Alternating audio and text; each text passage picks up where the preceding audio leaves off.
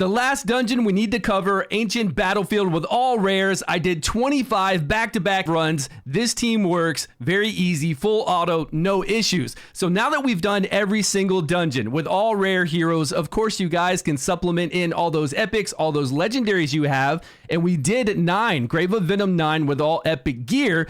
We did 8 in Curse with all epic gear. Once we have that legendary gear, we can do 9 in Curse because I'm able to do 9 right now with a mix of legendary and epics. I just can't do enough damage to kill the boss in 6 minutes. My rare video on heretical runes a few days ago, then we just had one from Grave of Rot yesterday on 8, and now we've got Ancient Battlefield on 8. Now any of the 9s that I have not covered with this free-to-play comp, like I said, we just put that legendary gear on. Once we're all in that legendary gear, we're going to be able to beat 9s, and that covers everything. So now I'm going to go into epics. Epics that work really well in these dungeons, epics that work really well in the game, and then eventually we'll move into legendaries. On to the setup, we have Hexandra as our healer tank. We've got Arena to take 1 buff away and do that decrease attack. We have Jorana at the very top. She's a rare and the lightning spec.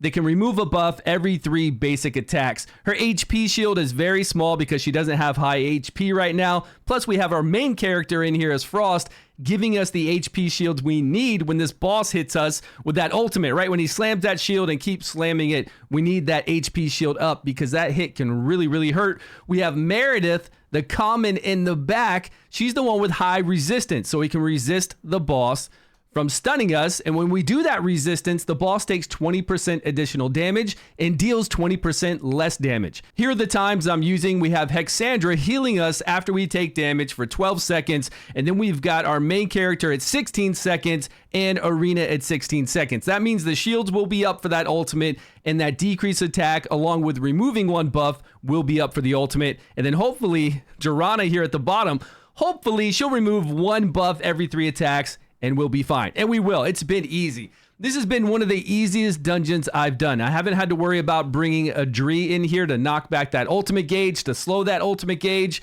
So the times are very simple. Really, really simple.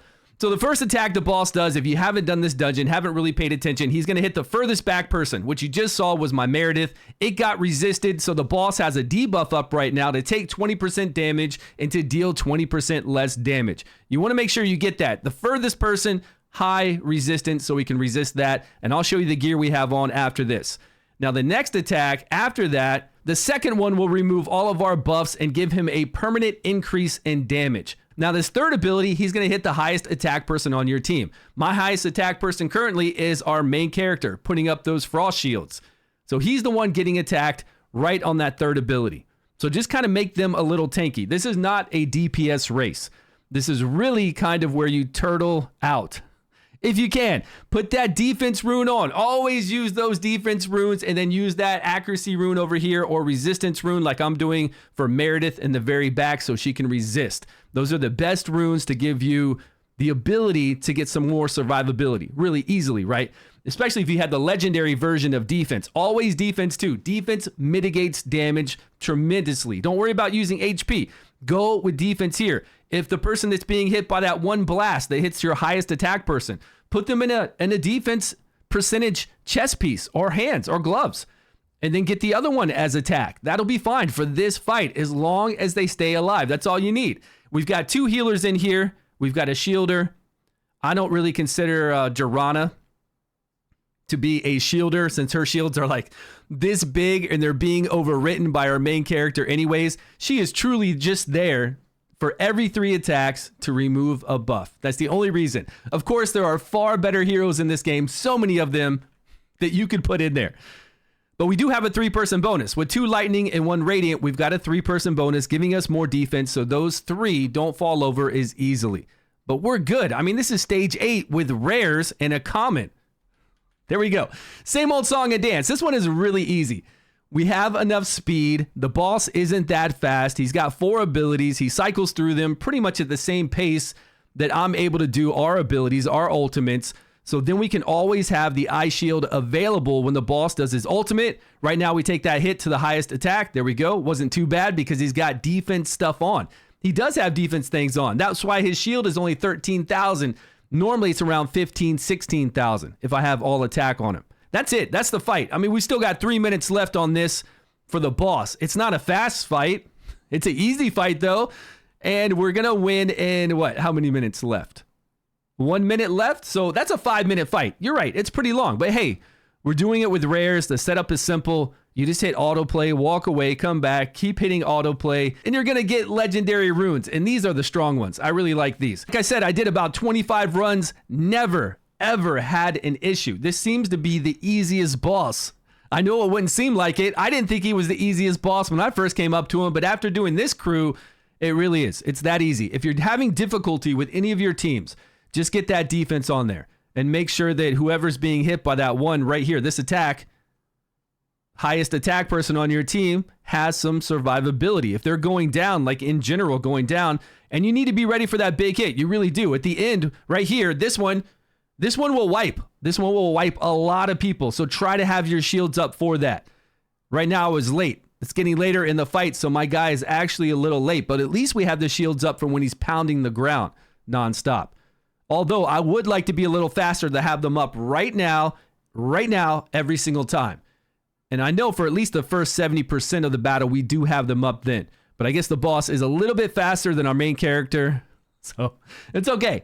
We're still surviving. We've got end of the fight, right? We've got full HP on all of our heroes. Let's jump to the end of all of this and we can see the run. We got 1 legendary. This is 8, not 9.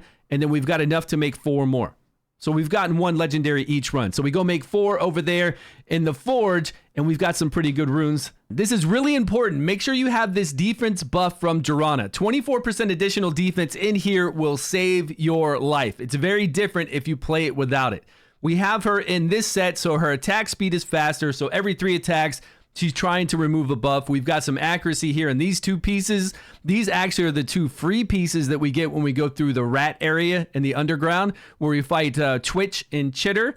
Then we've got our normal gear of 40% defense. We've got defense here and accuracy there so we can get the accuracy we need to take those buffs away. We've got Arena with the crown on to give her some more accuracy. If you don't have this, try to use something else to give yourself some more accuracy. We just need to have a lot nowadays, but you should have an epic rune right here to give yourself a good amount of accuracy. Some accuracy substats from time to time. Right there we go, 39, nice.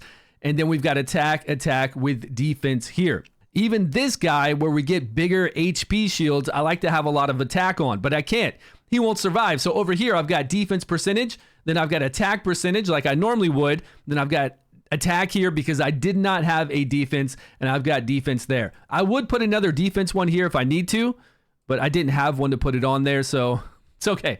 He's surviving. He's doing just fine. Then we've got Meredith, the common in the back. She needs that high resistance. Resistance of 70 from the heart. We're looking for resistance substats on all this gear. Then we've got a 2-piece set to give us 60% additional resistance. Grave of Rot, we just did a video on it, just the same way we're doing right now. Then we've got some additional resistance of 37. Beautiful. And then any other kind of resistance we can pick up. And you should have something like this. We've got everything on farm, so all this gear is really easy. Now, Hexandra, she does have some choice gear on here, but you should be farming Grave of Curse. We've done a video on Grave of Curse to get you through there easily with rares. And this set is really impressive. It's actually been impressing me quite a lot. We take 15% less damage ourselves. So her being the tank and a healer, because she has massive defense. Her base defense is just a little bit lower than Horus.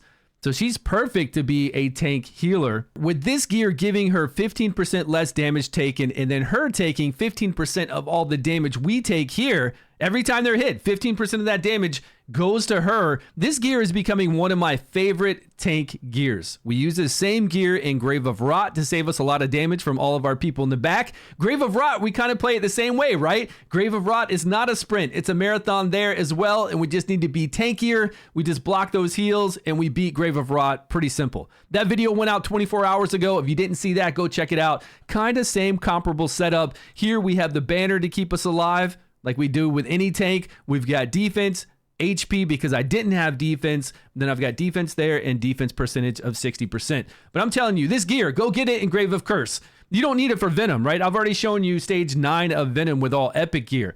But this gear is nice. It will make it easier for you on Venom, and it will make it easier for you everywhere. Ancient Battlefield, what you're seeing right now, Heretical Runes against the Phoenix. This will save your team. Playing Grave of Rot, easily save your team. And then going through all other content in the game where your back line's getting beat up. When they jump over to that back line person or do AoE damage, this is nice gear. Really nice. That's the gear. That's the setup. Let me know your thoughts on this. Let me know that you're farming everything in the game. Are you starting to get legendary gear for everyone? Because I got to say, I really am. I don't have a lot of stamina to go get all of it. I don't have a lot of gold to even level it up. But look at this. I mean, I say that, but then I've got all these leveled. Look at all that beautiful accuracy, defense here for Fur Bath. We've got more over here, a few more legendaries. It's starting to come together. We're starting to get legendary in everything. Thanks so much for watching, guys. Appreciate your time, love, and support. I will see you all in a video soon.